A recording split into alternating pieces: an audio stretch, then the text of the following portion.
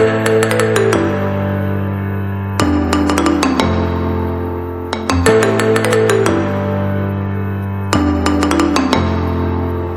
वालेकुम students, hope you are doing well. आज का जो हमारा लेक्चर है वो नॉन प्रॉफिट कंसर्न के चैप्टर के ऊपर है।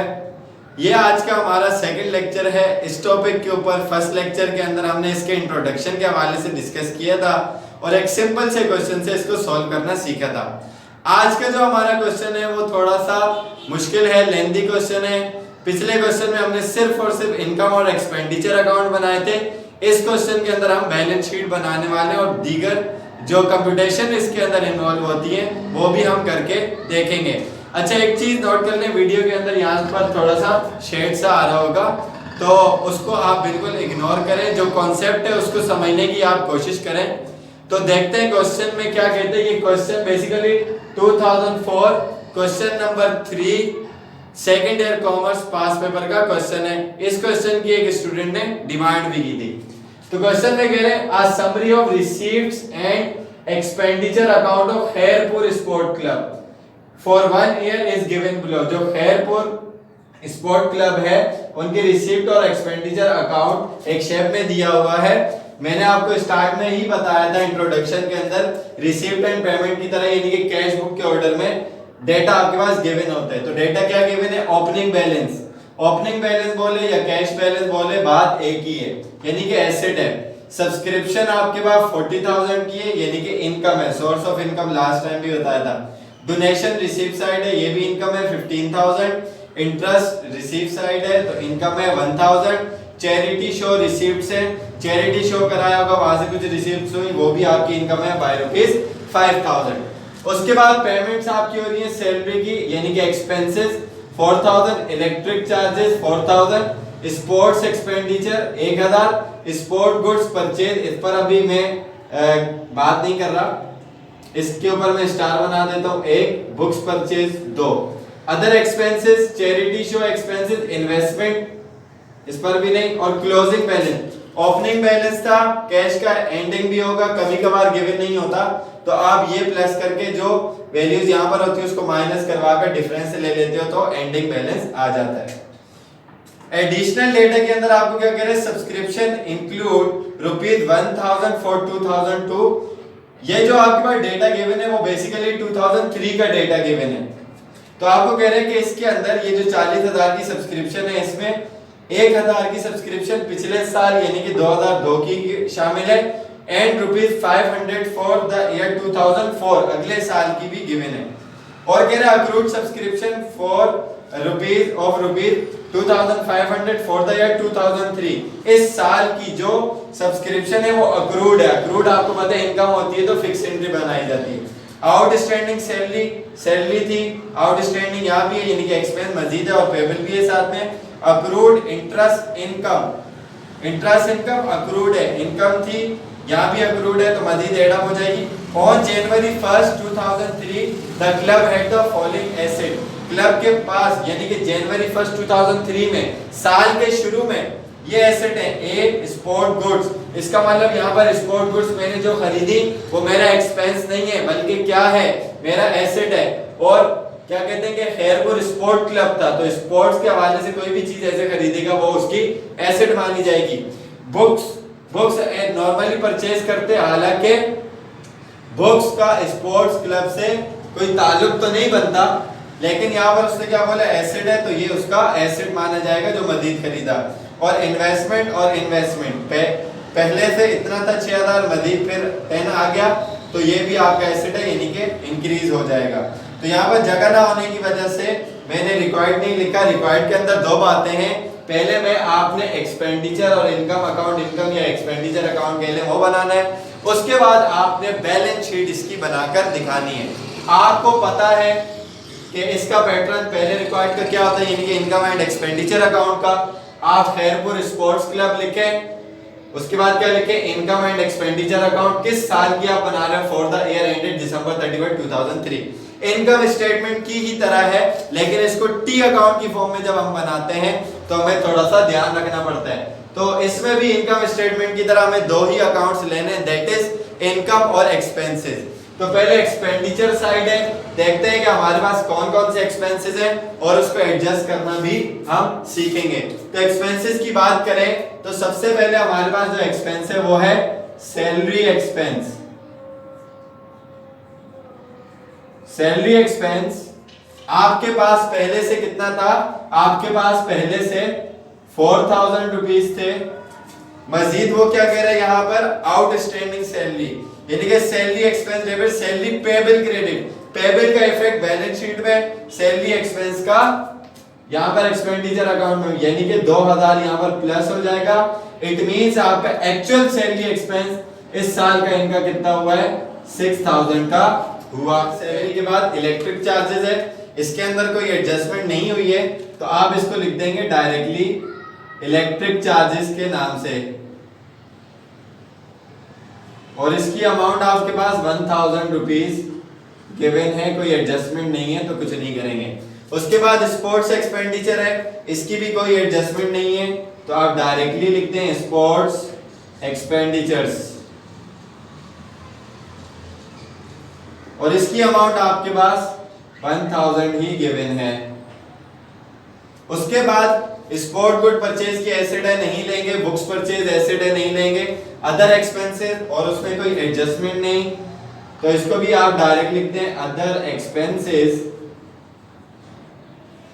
जिसकी अमाउंट आपके पास 2000 रुपीज गिवन है, डायरेक्टली आप लिख देंगे। उसके बाद चैरिटी शो एक्सपेंसेस हैं, कोई एडजस्टमेंट नहीं तो आप डायरेक्टली लिख दें चैरिटी शो एक्सपेंसेस, और इसकी अमाउंट आपके पास जो गिवन है वो 2000 रुपीज गिवन है। उसके बाद जो आपके पास अकाउंट आ रहा है वो इन्वेस्टमेंट है, that is your asset. Closing balance ये कैश का है, ये भी एसेट है, ये इसके अंदर नहीं आएगा। मजीद आप कोई एक्सपेंस देख लें तो यहाँ पर कोई एक्सपेंस आपको नजर नहीं आएगा। उसके बाद आप इसका टोटल कर लें, यानी कि आपके एक्सपेंसेस का टोटल प्लस करवा लें कि आपके एक्सपेंसेस कितने हो रहे हैं। उसके बाद हम लोग अपनी इनकम्स की एडजस्टमेंट करेंगे। 6000, 7, 8 और 4 आपके पास टोटल एक्सपेंसेस जो हो जाएंगे वो हो जाएंगे 12000 रुपीज। उसके बाद इनकम की बात करें तो ओपनिंग बैलेंस तो कैश को नहीं लेंगे। सब्सक्रिप्शन, अब सब्सक्रिप्शन की एडजस्टमेंट जरा आप लोग ध्यान से देखिएगा कि इसको कैसे एडजस्ट करते हैं जब आपके पास 3 सब्सक्रिप्शंस गिवन हो। सब्सक्रिप्शंस तो देखें, ओरिजिनली आपके पास जो सब्सक्रिप्शन ऊपर गिवन थी वो कितनी थी? 40,000 की गिवन थी, 40,000 रुपीज की सब्सक्रिप्शन आपके पास गिवन थी। कह रहे हैं कि इस 40,000 की सब्सक्रिप्शन में, ये 2003 का डेटा है, ठीक है ना, पहले ही बता दिया, इसमें 2002 यानी कि पिछले साल की 1000 की सब्सक्रिप्शन भी शामिल है। ये बेसिकली इनकम थी पिछले की, यानी कि उस वक्त 2002 में आपने जो एंट्री बनाई होगी वो एंट्री बनाई होगी subscription receivable debit subscription income credit by ₹1000। इसका मतलब क्या हुआ कि ये रिसीव इस साल में हुई है, ये रिसीव इस साल में हुई है, थी इनकम पिछले साल की, तो इस साल की तो नहीं है। इसका मतलब इस 1000 को हम क्या करवा देंगे? माइनस करवा देंगे। जो पिछले साल की होती है उसको हम माइनस करवा देते हैं। 2003 एंड ₹504 2004 अगले साल के लिए, अगले साल की है। इसका मतलब क्या है? अनअर्न्ड है। एंट्री इसकी क्या बनाएंगे? Earned subscription debit, unearned subscription credit. इसका मतलब इनकम कम हो गई तो अगले साल वाली भी हम क्या करवा देते हैं? लेस करवा देते हैं, जो कि कितनी अमाउंट है? 500 रुपए।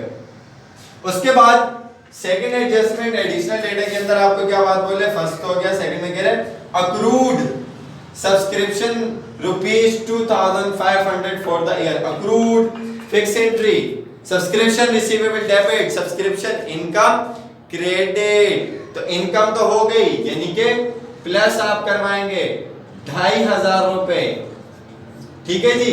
और रिसीवेबल रिसीव अगले साल हो जाएगी क्योंकि करंट एसेट है, यानी कि इसका एक इफेक्ट हमारे पास बैलेंस शीट में भी शो होगा। तो यहाँ पर आप कैलकुलेट कर लें, आपके पास अल्लाह आपका भला करे, 4000 में से 1000 चले जाएंगे तो 3900 आपके 39,000 रह जाएंगे।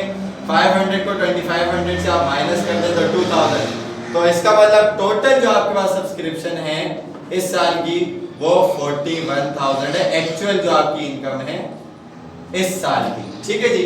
उसके बाद डोनेशन है, कोई एडजस्टमेंट नहीं, तो आप डायरेक्ट लिखते हैं डोनेशन। इसकी अमाउंट आपके पास है 15,000 रुपीज। उसके बाद आपके पास इंटरेस्ट है, इंटरेस्ट के अंदर भी एडजस्टमेंट आपके पास मौजूद थी। तो इंटरेस्ट वो बोल रहा है अक्रूड इंटरेस्ट इनकम, इनकम अगर अक्रूड हो जाए तो रिसीवेबल डेबिट इनकम क्रेडिट से बनता है 1000 प्लस इनकम बढ़ गई 500 रुपए से तो ऐड करवा देंगे और टोटल आपके पास हो जाएगा 1500 रुपीज। उसके बाद लास्ट आपके पास जो एक्सपेंस है वो कौन इनकम है, सॉरी, चैरिटी शो रिसीप्ट। उसमें भी कोई एडजस्टमेंट नहीं, तो डायरेक्टली आप इसको शो करवा दें, चैरिटी शो रिसीप्ट्स। तो चैरिटी शो रिसीप्ट्स आपके पास हैं ₹5000 की। तो ये आपकी सारी इनकम्स हो गई और मजीद कोई चीज नहीं है, तो इसको भी आप करवा लें, टोटल प्लस करवाएंगे तो आपके पास टोटल इनकम्स आ जाएंगी। तो देखते हैं 41,000 प्लस 15,000 प्लस 1.5 यानी कि 1,500 प्लस 5,000, तो ये आपके पास हो गया 62,500। 62,500। और हमारे पास रूल क्या होता है, जो बड़ी साइड है उसको दोनों साइड हम लिखते हैं आमने सामने। आमने सामने लिखेंगे किसको, 62,500 को, 62,500 को। उसके बाद 62,500 में से आप 12,000 माइनस करवा लें। इनकम ज्यादा है, एक्सेस ऑफ इनकम और एक्सपेंडिचर है, इट मींस कि आपके पास क्या हो जाएगा, सरप्लस हो जाएगा। क्या हो जाएगा, सरप्लस। सरप्लस को हम इस साइड पर लिखते हैं जो कि आपके पास आ जाएगा 50,500। आपके पास सरप्लस आ गया 50,500 रुपीज। तो इसके बाद हम लोग नेक्स्ट पार्ट की तरफ जाएंगे, that is your balance sheet. लेकिन बैलेंस शीट से पहले जो उसके अंदर अक्यूमुलेटेड फंड आपका जो अक्यूमुलेटेड फंड की जो टर्मिनोलॉजी है वो कैपिटल की जगह यानी कि उसका सब्स्टिट्यूट है उसकी जगह बोला जाता है, पहले वो कंप्यूट करेंगे ताकि हमें बैलेंस शीट बनाने में मुश्किल ना हो। सो स्टूडेंट्स, मैंने सरप्लस जो हमारा 50,500 था वो नीचे लिख लिया क्योंकि इसको हमने बैलेंस शीट में लिखना है। उसके बाद अक्यूमुलेटेड फंड निकालते हैं। कंप्यूटेशन फॉर अक्यूमुलेटेड फंड, जैसे कि मैंने आपको बताया, ये सब्स्टिट्यूट नेम है कैपिटल का। इसका मतलब कैसे निकालेंगे कि जितने भी बिगिनिंग एसेट्स है उससे आप बिगिनिंग लायबिलिटीज को माइनस करवा दें तो आपके पास अक्यूमुलेटेड फंड आ जाएगा। दूसरे अल्फाज में कहें तो आपका कैपिटल आ जाएगा। अगर आपके पास कोई लायबिलिटी नहीं है तो तमाम बिगिनिंग एसेट को आप ऐड करवा लें, आपके पास अक्यूमुलेटेड फंड आ जाएगा। यहां पर अगर हम देखें तो हमारे पास जो बिगिनिंग के एसेट्स हैं, सबसे पहले तो ओपनिंग बैलेंस ऑफ कैश है। तो यहां पर आप सबसे पहले लिख लें कैश ओपनिंग, जिसकी अमाउंट थी ₹6,000। उसके बाद आपके पास ये जो सब्सक्रिप्शन इंक्लूड थी पिछले साल की, क्या एंट्री बनी थी, रिसीवेबल डेबिट, ठीक है जी, और इनकम क्रेडिट। तो रिसीवेबल था, पिछले साल का बिगिनिंग था, तो आप क्या लिखेंगे, सब्सक्रिप्शन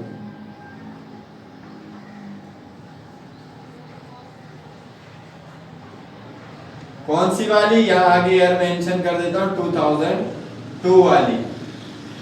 तो 2002 वाली आपके पास सब्सक्रिप्शन थी ₹1000। तो ये याद रखें जो पिछले साल वाली होगी वो आप अक्यूमुलेटेड फंड में शो करेंगे, जो करंट ईयर वाली होगी वो भी बैलेंस शीट में जाएगी और जो नेक्स्ट ईयर वाली होगी वो भी बैलेंस शीट में जाएगी। उसके बाद आपके पास जो बिगिनिंग में एसेट है वो ये तीनों है, sport goods, books, investment. Plus नहीं करवाना, प्लस हम बैलेंस शीट में करवाएंगे, बिगिनिंग, ठीक है जी, स्पोर्ट गुड्स,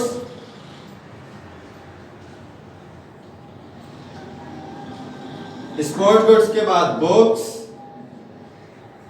बुक्स के बाद इन्वेस्टमेंट, और अगर कोई लायबिलिटी देखें तो आपके पास लायबिलिटी फिलहाल के लिए बिगिनिंग में कोई भी नहीं थी। तो इसको टोटल कर लें, स्पोर्ट गुड्स 4000, बुक्स आपके पास 5000 रुपीज और इन्वेस्टमेंट आपके पास 6000 रुपीज आएगी। तो इसको टोटल कर लें तो आपके पास आ जाएगा अक्यूमुलेटेड फंड, जो कि सब्स्टिट्यूट नेम है कैपिटल का, आपसे अक्सर एमसीक्यूज में पूछ भी लेता है। तो 6 और 1007, 11 और 11 आपके पास अक्यूमुलेटेड फंड हो जाएगा 22,000 रुपीज। तो आपका अक्यूमुलेटेड फंड यानी कि दूसरे अल्फाज में कहें कैपिटल 22,000 है। यहाँ नीचे भी लिख देता हूँ क्योंकि वो मिटाकर हमने बैलेंस शीट प्रिपेयर करनी है। सो स्टूडेंट्स अब हम बनाएंगे बैलेंस शीट, लेकिन उससे पहले एक छोटी सी आप करेक्शन कर लें कि हमने यहाँ पर चैरिटी शो एक्सपेंसेस जो है वो 4000 लिखे थे, लेकिन वहां पर 2000 ऐड करवा दिए थे इनकम एंड एक्सपेंडिचर अकाउंट में, जिसकी वजह से टोटल जो एक्सपेंसेस का था वो कितना आ रहा था, 12 आ रहा था। वो 12 नहीं आएगा, वो बेसिकली 14 आएगा। इनकम की साइड बिल्कुल सही थी 62,500, उसमें से 14,000 माइनस करवाएंगे तो हमारा सरप्लस जो है वो 50,000 नहीं बल्कि 48,500 आएगा। तो ये थोड़ी सी हमसे मिस्टेक हो गई थी, मुझसे ही हो गई थी, माजरत इसके लिए बहुत बहुत। तो आप ये चीज करेक्ट कर लिएगा, बाकी चीजें सेम रहेंगी। अच्छा जी, बैलेंस शीट बनाते हैं। अक्यूमुलेटेड फंड आपने निकाल लिया था। सबसे पहले करंट एसेट देखते हैं कि आपके पास करंट एसेट कौन से हैं। करंट एसेट में यहाँ बैलेंस शीट है तो कैश का बैलेंस एंडिंग लेना है, कैश ₹27,000।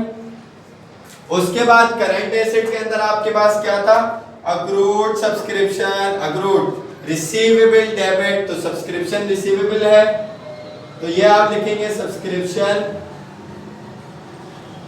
रिसीवेबल, जो कि आपके पास है 2500 की। उसके बाद आपके पास आउटस्टैंडिंग सैलरी थी, वो तो पेबल अक्रूड इंटरेस्ट इनकम, तो ये भी रिसीवेबल है, ये भी आपके पास आएगी इंटरेस्ट इनकम रिसीवेबल बाय ₹500, ये भी आपके पास आ जाएगी। और कोई भी आपके पास करंट एसेट मौजूद यहां पर नहीं है। फिक्स एसेट की तरफ आ जाए। फिक्स एसेट में आपके पास सबसे पहले तो स्पोर्ट्स गुड है, लेकिन स्पोर्ट गुड्स आप डायरेक्टली ये नहीं लिख सकते। 4000 था, मजीद स्पोर्ट गुड्स आपने परचेज की थी 10,000 की, इसका मतलब है टोटल स्पोर्ट गुड्स आपके पास कितने की हो गई, 14,000 की हो गई। उसके बाद आपके पास बुक्स, ये सेकंड एसेट था, लेकिन इसकी अमाउंट भी डायरेक्ट 5,000 नहीं लिखेंगे। न्यू बुक्स आपने परचेज की थी 5,000 प्लस 8,000, तो ये आपके पास आ गया 13,000। उसके बाद लास्ट आपका जो फिक्स एसेट है वो इन्वेस्टमेंट है।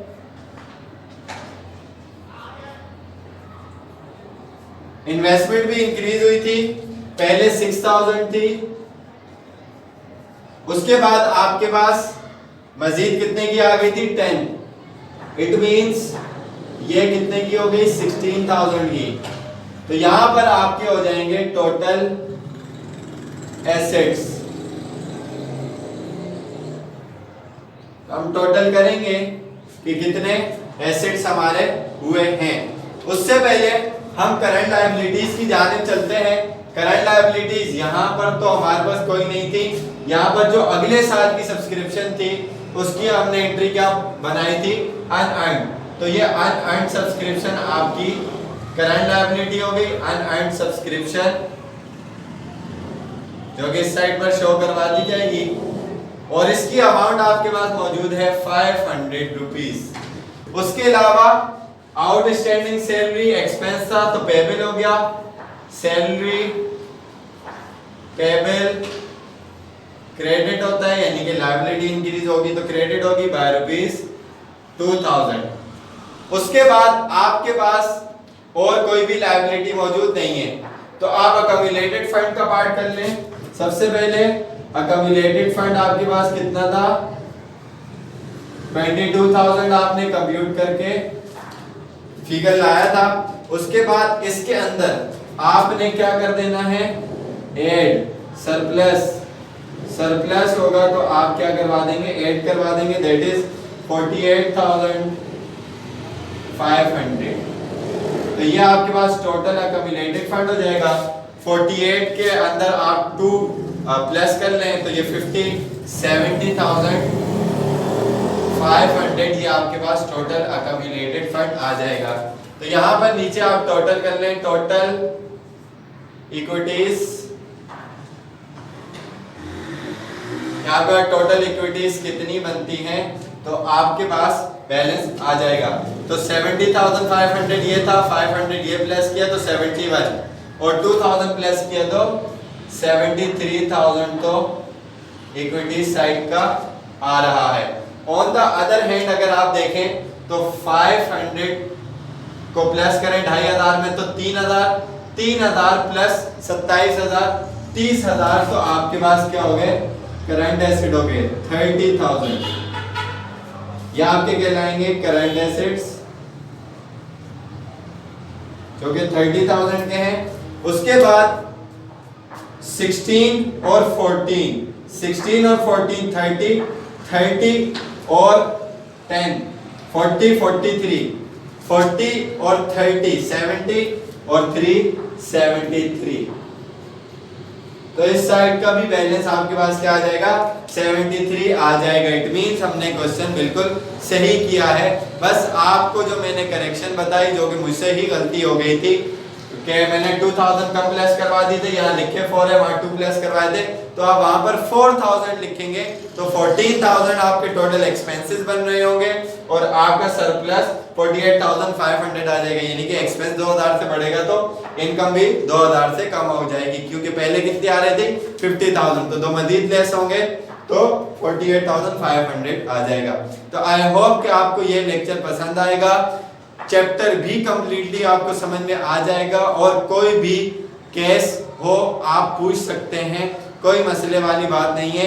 कमेंट सेक्शन में आप डिमांड कर सकते हैं कि ये क्वेश्चन करवा दें, या इसमें ये चीज़ है, ये कंप्यूटेशन नहीं समझ आई। जैसे कि यहाँ पर सब्सक्रिप्शन की अगर नई बात समझ में आती तो आप पूछ सकते हैं। सिंपल ये याद रखें, करंट ईयर की जो सब्सक्रिप्शन है पिछली वाली माइनस हो जाएगी क्योंकि वो पिछले साल की थी, अगले साल की इनकम माइनस हो जाएगी क्योंकि वो हुई ही नहीं है अभी, और इस साल की जो अक्रूड है वो ऐड हो जाएगी क्योंकि इनकम तो इसी साल की है ना, रिसीव भले अगले साल में हो। तो मेरे चैनल को सब्सक्राइब करें, लाइक करें, शेयर करें ताकि और स्टूडेंट को भी फायदा हो सके।